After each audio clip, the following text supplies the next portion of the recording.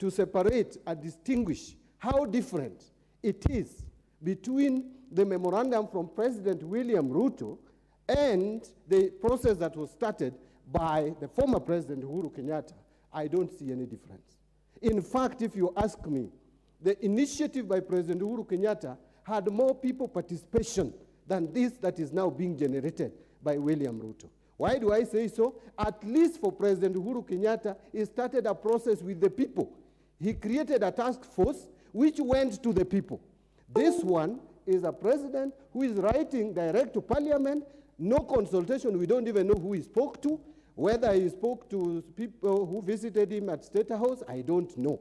This one is a direct initiative by the president. I just want to caution members of parliament and the people of Kenya that it is not right, and I want to repeat it, it is not right to encourage the president to initiate constitutional amendments. This country has enjoyed democracy fairly compared to our counterparts across the region. This country is standing out. This country, probably with Ghana, are standing out as countries that are promising in terms of democracy. We should not allow any indication of an individual rolling back those gains. And there is a possibility that one can test waters. Don't allow the president to start testing waters by writing to parliament for constitutional amendment tomorrow. And with the gerrymandering that I have already started seeing, and the games being played around with the members of the opposition now being invited at will, and Jubilee almost gone to the other side, with MDG gone, with UDM gone, and many, many individual MPs, including now my party, is under threat of being raided.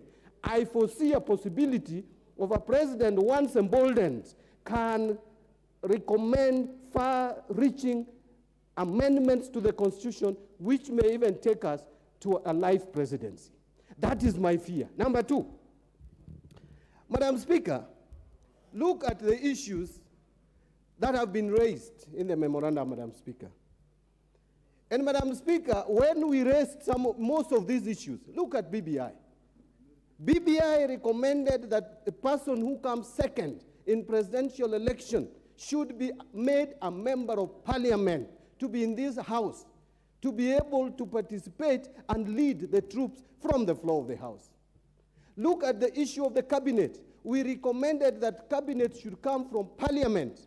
And we said that even those who would come from outside would be made ex-officio members of parliament, as Attorney General used to be.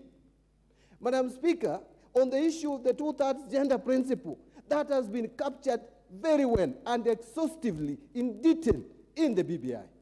Madam Speaker, I can say in a nutshell that when we proposed this to the people of Kenya, we were called names.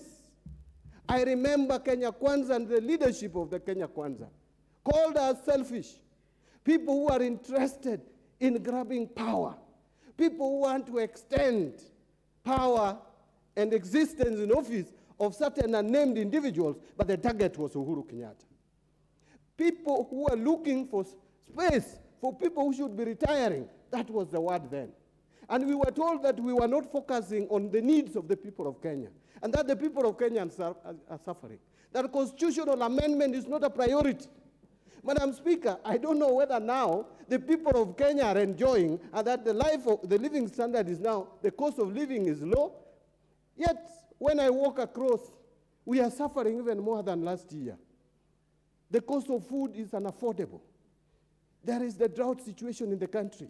How I wish that the language of President William Ruto, when he was campaigning, he sticks to that script and make the people of Kenya have a bearable life. Instead of writing memorandums to us, these are issues we can deal with. We can sit down as a country and agree that we want to go the route of constitutional amendment to introduce the official leader of opposition, to introduce cabinet secretary to come to parliament and become members of parliament instead of passing through the back door and escape routes to look for a way of bringing strangers in the house. And I heard Honorable Murugara saying that we allowed some 2 strangers. The president is not a stranger. Look at the presidential systems across the world. The president is part of a legislative process of the country. That is why he is the last one to assent to the bills. He cannot be a stranger.